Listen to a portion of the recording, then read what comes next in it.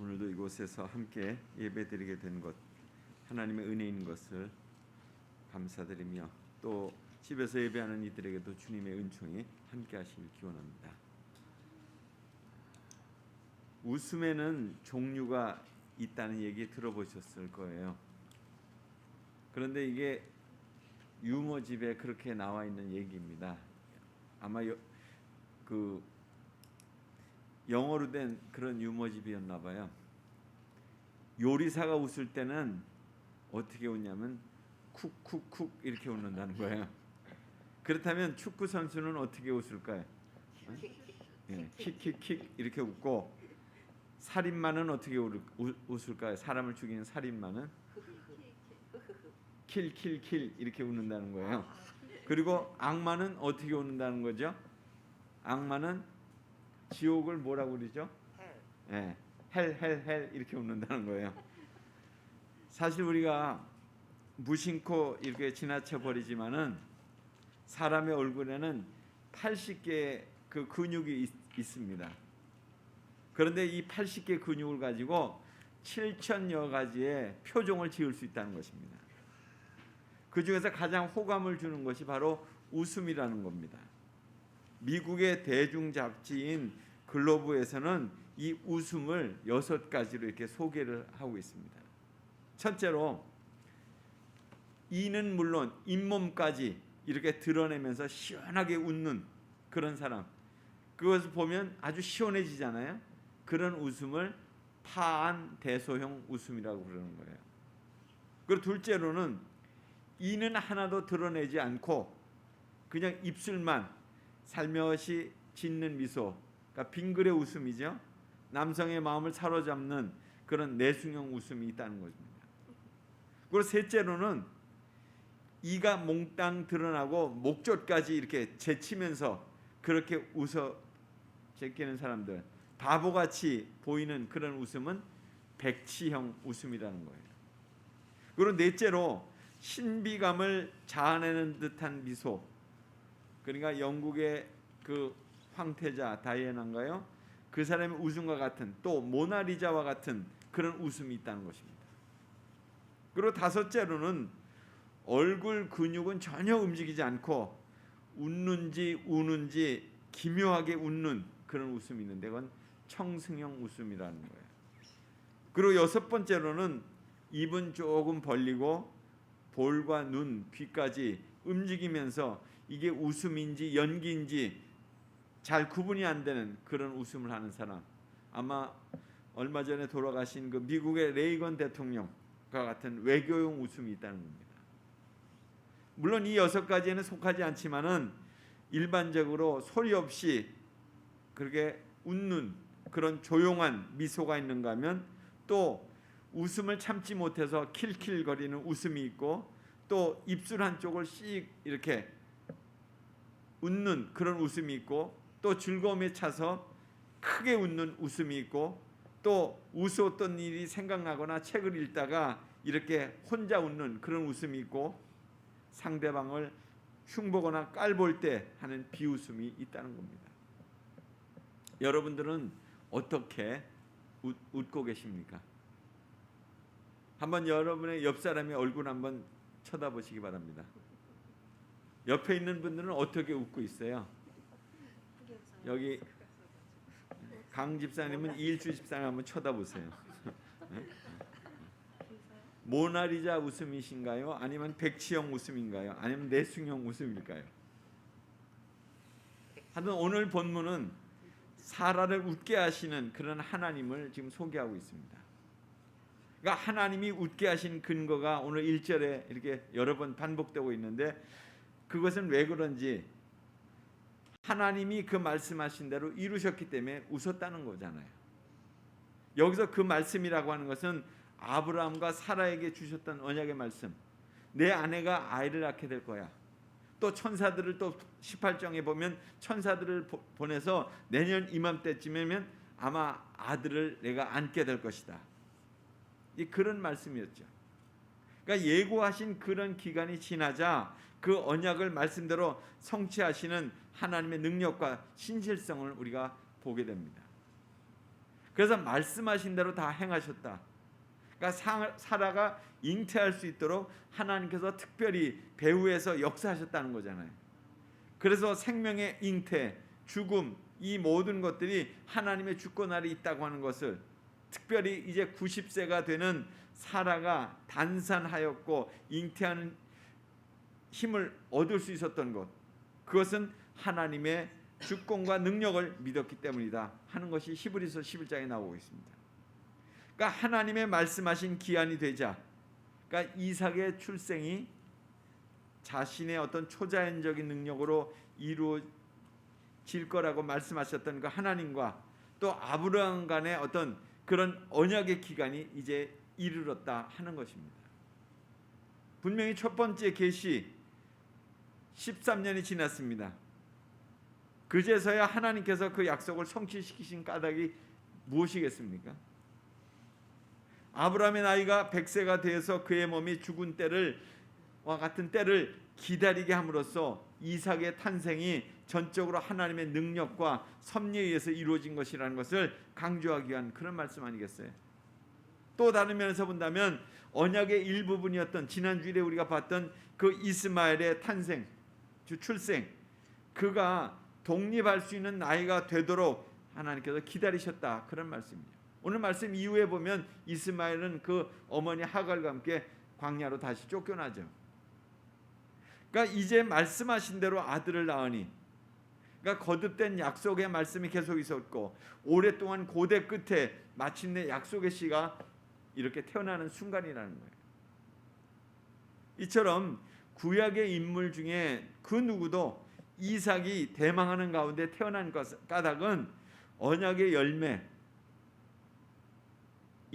그 부활의 열매였던 그리스도를 예표하기 때문에 그렇다는 거예요. 마치 이 장면은 출생도 그랬지만은 또 그 모리아산에서 이삭을 바칠 때 그 사건을 통해서 마치 예수님이 갈보리 그 언덕에서 십자가에 달리신 것과 같은 그런 장면의 모습입니다. 그 말씀하신 대로 그 아들의 이름을 이삭이라고 하고 그 이삭은 태어나기 전부터 하나님이 지어주셨습니다. 히브리인들의 이름은 그 사람의 성격이나 용모나 특징이나 이런 것들을 반영하고 있습니다. 그래서 여기 이삭이라고 하는 말은 웃다라는 거잖아요. 그 이름은 탄생 전부터 이미 아브라함과 사라가 웃었던 사건에 그 기인하고 있는 거죠. 그래서 참 이 이름은 이삭이 오랫동안 고대하던 아들로서 온 가족들의 기쁨으로 태어났고 또 단순한 한 가정의 계승자일 뿐만 아니라 훗날의 모든 민족에게 미칠 그 언약의 그런 그 상속자로 태어났다는 것입니다. 그래서 이삭이 태어난 지 제8일이 될 때 이 8일의 의미는 무슨 의미냐면 하나님이 창조의 기간이 며칠이었습니까? 7일이었잖아요. 6일까지 창조하시고 하루를 안식하셨잖아요. 그리고 그 지난 다음에 재창조의 첫날이 바로 8일입니다. 그 재창조의 첫날로서 태어난 새 생명의 새 출발을 의미한다는 거예요. 그래서 8일째 되는 날 이스라엘 백성들은 그 할례를 했습니다. 할례라고 하는 것은 당시 히브리인뿐만 아니라 그 이집트, 애굽 또 아니면 에티오피아 고대 이방 민족들도 다 행하던 그런 의식이었습니다. 그러니까 이방인들의 그 할례는 단지 어떤 고통이나 질병 따위를 제거하는 어떤 미신적인 성격을 띠었지만은 또 혹은 출산의 능력을 증가시키고자 하는 그런 수단의 의미를 지녔었지만 히브리인들에 있어서의 할례는 무엇이었냐면 하나님의 명령에 근거해서 철저히 종교적이고 영적인 의미를 지니고 있었다는 것입니다. 그래서 성도는 그러한 기간 동안 그런 신앙의 인내를 해야 되는데 인내는 연단은 소망을 이루기 때문에 그렇다는 것입니다. 그래서 이로 인해서 사라가 가로되 언약의 아들 이삭의 탄생을 기뻐하면서 하나님께 감사하는 그런 어머니 사라의 찬송시와 같은 것이 오늘 마지막 절이에요. 하나님이 나로 웃게 하시니, 결국 이것은 뭐예요? 불신의 웃음이 있었을 때가 있었습니다. 그런데 이삭의 탄생을 통해서 이제 이웃과 함께 진정으로 기뻐하는 그런 노모의 억제할 수 없는 환희와 신앙의 웃음이 그에게서 이렇게 번져나가기 시작했다는 거예요. 이처럼 사라의 웃음은 하나님이 주신 웃음이라는 겁니다. 하나님이 주신 기쁨으로 나타나는 감정의 표현이에요. 불가능한 가운데서도 또 불신의 믿음 가운데 있었음에도 하나님이 행하신 일들에 대한 감사의 고백이 바로 이 웃음이었다는 것입니다. 지금 사라가 웃는다는 것은 하나님이 하신 일들에 대한 것을 마음 깊은 곳으로부터 지금 인정하고 믿는다는 그런 고백이잖아요. 바로 이 웃음에 대한 시, 그 용혜원 목사가 이런 시를 썼습니다. 그대의 얼굴에 웃음이 가득할 때라고 하는 제목인데요. 그대의 얼굴에 웃음이 가득할 때 행복하다. 그대의 얼굴은 다양한 화면, 모든 감정이 다 표현된다. 그대의 얼굴에서 가장 아름답게 꽃피울 수 있는 것은 웃음이다. 웃음은 하나님이 우리에게 주신 가장 아름다운 표정. 그대의 얼굴에 웃음이 가득할 때 기쁘다. 참된 웃음입니다. 그러니까 우리가 사라처럼 웃을 수 있는 그런 이유를 우리가 오늘 말씀 속에서 교훈해 본다면 첫째는 이것입니다. 신실하신 하나님은 약속을 반드시 지키시는 분이라는 거예요. 그렇기 때문에 그가 웃을 수 있었다는 거죠. 하나님이 아브라함을 처음 부르셨을 때 그가 큰 민족을 이루게 될 것과 그를 통해 온 세계에게 복을 줄 것이라고 말씀하셨습니다. 그 후에 하나님은 반복적으로 아브라함과 그의 후손들에게 가나안 땅을 주겠다고 말씀하셨고 그의 후손들을 어떻게 했습니까? 하늘의 별처럼 바다의 모래알처럼 그렇게 많아지게 할 거라고 약속하셨어요. 그리고 아브라함이 그 약속의 상속자의 아버지가 될 거라고, 그리고 사라가 그 아들의 어머니가 될 거라고, 그래서 그 아들을 낳게 되면 이삭이라고 지으라고 말씀하셨습니다. 그러니까 아브라함과 사라는 하나님을 믿으면서 하나님이 주신 약속이 이루어지기를 기다리고 있었을 것입니다. 그러나 점점 나이가 들면서 아무리 기다려도 안 되니까 점점 과연 그 약속이 이루어질 것인가 하는 의심도 들었어요. 그래서 그들은 자기 나름대로 그 문제를 해결해 보고자 어떻게 했습니까? 하갈을 통해서 아들을 낳는 심각한 실수를 저지르기도 했죠. 그로부터 13년 후 그들은 자기들의 실수를 깨닫고 다시 하나님께로 마음을 돌이키게 됩니다. 여호와께서 말씀하신 대로 사라를 돌보셨고 여호와께서 말씀하신 대로 사라에게 행하셨으므로 사라가 임신하고 하나님이 말씀하신 시기가 되어 노년의 아브라함에게 아들을 낳았다는 것입니다. 그러니까 1절에서 여호와께서 말씀하신 대로는 말씀이 지금 반복되고 있잖아요. 하나님은 말씀하신 대로 반드시 이루시는 분이라는 것이 그걸 말씀하고 있는 것입니다. 그러니까 신실하신 하나님은 약속을 절대로 어기지 않는다는 거죠. 그러니까 우리가 웃을 수 있는 이유는 신실하신 하나님을 믿기 때문에 그럴 수 있다는 거예요. 그 신실하신 하나님을 믿기에 우리도 신실한 삶을 살아갈 수 있다는 것입니다. 그 신실함이 나의 이웃과 세상을 또한 웃게 만들 거라는 거죠. 또한 일이 잘 풀리지 않고 삶에 어려움이 생길 때 실망하고 괴로워하는 것은 당연합니다.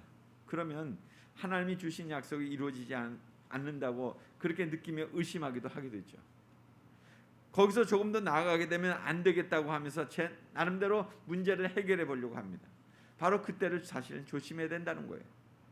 오히려 문제를 더 악화시킬 수 있기 때문에 그렇다는 거죠. 세상적으로 혹시 잘 풀리긴 하지만 하나님 보시기에는 또 문제가 악화될 수도 있습니다. 하나님을 떠나버릴 수도 있다. 그렇게 되는 상황이죠. 우리가 주님을 신뢰하지 못할 때 주님은 신실하셔서 그래도 그 약속을 이루시는 분이라는 거예요. 그러면 지금 여러분이 어려움 가운데 있다고 하더라도 그것이 전부라고 생각하지 마시기 바랍니다. 반드시 아브라함과 사라처럼 웃게 될 일이 있게 될 거라는 거예요. 그날이 반드시 온다는 거죠. 신실하신 하나님을 붙잡는다면. 두 번째는 전능하신 하나님께는 불가능이 없다는 것을 믿는 거예요. 그럴 때 우리가 웃을 수 있어요. 오늘 본문에서 보면 사라가 이삭을 낳은 사건에 대해서 말할 때마다 아브라함의 나이를 계속 언급하고 있잖아요. 2절에 보면 노년의 아브라함이라고 그랬습니다. 또 5절에도 보면 그 아들 이삭을 태어날 때 나이가 100세라고 그랬습니다. 또 7절에도 아브라함의 노경에 내가 아들을 낳았도다 이렇게 했습니다. 그러니까 전적으로 본다면 아브라함이 아이를 낳을 가능성이 전혀 없다는 걸 지금 강조하는 거잖아요. 그러나 사람에게는 불가능하지만 하나님께는 아무 문제가 되지 않는다는 것을 선포하고 있습니다. 하나님은 전능하신 분이기 때문에 그렇습니다. 원하시는 것은 무엇인지 하나님이 하실 수 있다는 거예요. 하나님께서. 그런데 우리에게 고민이 있죠.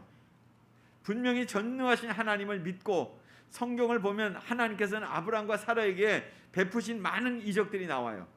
그런데 내 삶에는 그러한 기적이 나타나지 않는 것이 사실 고민이잖아요.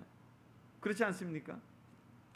성경에는 이렇게 놀라운 기적과 사건들이 많이 나오는데 내 삶에는 이런 것들이 별로 나타나지 않는다는 거예요. 성경에는 하나님의 음성을 듣는 사람들이 많이 나오는데 나는 하나님의 음성이 잘 안 들린다는 거예요. 혹시 지금 내 삶에서 해결되지 않는 문제가 있다면 그게 뭐겠어요? 성경은 분명히 말씀하고 있습니다. 내가 어떻게 느끼는가와 상관없이 하나님은 그것을 해결할 능력이 있으시다는 거예요. 이 사실을 믿고 하나님을 신뢰하며 기다릴 필요가 있다는 거죠. 분명히 약속을 이루어 주신다는 거예요. 아직 때가 되지 않았을 뿐입니다. 조금 더 인내하면, 기다리면 분명히 이루어 주신다는 거죠. 우리가 웃을 수 있는 비결은 결국 하나님을 믿는 믿음에 있다는 것입니다. 이미 알고 계시듯이 하나님은 무소부재하신 분이에요. 전지전능하신 분이십니다. 그 하나님을 믿을 때 우리가 웃을 수 있다는 거죠. 지난 금요일 날 교육관 3층이 수도가 터져서 물바다가 됐었어요. 간신히 새벽 기도를 마치고 물 퍼내는 작업을 했죠. 사무실로부터 기도실 전체가 대략 깊은 데는 한 50mm 정도 요 정도 하든 해가지고 물이 가득 덮였었습니다. 물건들이 다 젖고 또 그 물이 스며들어가지고 2층으로 이제 스며들면서 천장에 붙은 2층 그 교육관 천장의 텍스가 그 무게를 못 견뎌서 막 떨어지기 시작하는 떡떡 하면 떨어지기 시작하는 거예요. 상황적으로 본다면 모든 것이 다 엉망이었습니다. 사실 금요일이었고 이제 이걸 토요일까지 공사가 마무리될 수 있을지 사실 알 수 없어요. 물을 푸기 위해서 도구를 가지러 저기서 이쪽으로 건너오는데 제 마음속에 그런 생각이 들었어요. 어떻게 할까요? 그런 마음이 드는데 제 마음속에 드는 마음 어떤 마음이 들었냐면 집을 지으신 분이 하나님이신데 그 뭐 걱정하냐? 이런 마음이 딱 제 안에 딱 들어오는 거예요. 저기서 여기 딱 걸어오는 거 뭐 한 30초밖에 안 되는데. 그리고 제가 이제 그 도구들을 가지고 가서 물을 푸는 분들과 같이 그렇게 얘기했어요. 하나님이 우리를 너무 청소를 안 하니까 대청소를 시키시는가 봐요. 덕분에 2층, 3층이 아주 깨끗해졌습니다. 물론 몸은 고단했지만 잘 마무리됐어요. 텍스도 잘 보수가 됐습니다. 그러니까 우리가 웃을 수 있는 이유는 하나님을 믿기 때문이죠. 하나님께서 누군가를 보냈잖아요. 뭐 교인들도 있었고 여러분들이 와서 그렇게 보내신 사람들이 아니면 그 사역을 어떻게 이루어질 수 있겠어요? 아주 신비한 퍼즐처럼 이루어져서 끝났습니다. 그분들께도 고맙고 하나님께도 감사하고 그래서 웃을 수가 있다는 것입니다. 그리스도인 우리가 살아가는 이유가 그런 것 같아요. 하나님의 행하심을 믿기에 여유로울 수 있습니다. 하나님의 말씀하심을 기억하기에 우리가 포기하지 않을 수 있다는 거예요. 진정한 웃음은 나에게서부터 시작되는 것이 아닙니다. 하나님의 인도하심을 믿고 나갈 때 하나님이 주시는 감정이에요. 아브라함의 가정에 이삭을 낳고 계속 웃을 수 있었잖아요. 하나님의 약속의 징표가 있었기 때문에 성실했기 때문에 그런 거 아니겠어요? 종교개혁자 마틴 루터, 언제 제가 이 예화를 들었는지 모르겠는데요. 개혁을 진행하다가 너무나 반대가 심하고 비난도 많고 비판도 많아서 아주 지쳐가지고 나가 떨어졌습니다. 포기해야 되겠다고. 그가 이제 침대에 누워서 이제 다 끝났어. 이렇게 넋두리를 늘어놓고 있었을 때에 바로 그 지혜로운 아내가 놀랍게도 상복 아시죠? 까만 옷 상복을 입고 들어왔습니다. 상복을 입었기에 루터가 깜짝 놀라면서 아니 누가 죽었느냐고 물었죠. 그랬더니 아내가 그렇게 대답하는 거예요. 예, 그렇습니다. 하나님께서 돌아가셨습니다. 그러니까 아내의 황당한 대답에 루터는 아니 하나님이 돌아가시다니 그게 무슨 소리요? 그러자 루터의 아내가 정색을 하고 대답하는 거예요. 하나님이 안 돌아가셨다면 당신이 지금처럼 누워 있을 리가 없겠죠. 아내 이 한마디에 루터의 마음이 망치로 맞은 듯이 그렇게 흔들렸다는 거예요. 아, 그렇지. 하나님은 살아계시지. 그러면서 그는 벌떡 일어나서 그가 하던 일을 계속했다는 거예요. 그래서 그 종교개혁이 계속 완성이 됐고 기독교 역사에 크게 쓰임받는 인물이 된 거 아니에요. 우리가 개신교인이 된 것도 다 그의 믿음의 출발점이었죠. 그렇습니다. 하나님은 지금도 살아계십니다. 살아계신 그 하나님은 가장 정확한 때에 최고의 방법으로 우리를 이끌어 주세요. 그러므로 지금 내가 처한 상황이 어떠하든지 상관없이 이 살아계신 하나님을 신뢰하며 나갈 수 있게 되기를 바랍니다. 그렇게 될 때 나를 웃게 하시는 그 하나님을 반드시 만나게 될 것입니다. 그런 은혜가 여러분에게 있게 되기를 간절히 소원합니다. 아멘. 함께 기도하겠습니다. 하나님 아버지 감사드립니다. 오늘도 저희에게 참으로 코로나 상황이 심각해지고 또 내 삶의 모든 여건들이 여유롭지 못해서 때로는 우울하기도 하고 또 지치기도 하지만 오늘 사라를 웃게 하신 그 하나님이 오늘 우리에게도 다시 한번 우리의 삶을 뒤흔들어 놓으시며 새롭게 믿음의 길로 나아갈 수 있도록 하게 하셔서 또 웃게 하시는 하나님이심을 저희가 고백합니다. 하나님 그 믿음으로 하나님 우리의 삶의 여정을 살아갈 수 있도록 인도해 주시옵소서.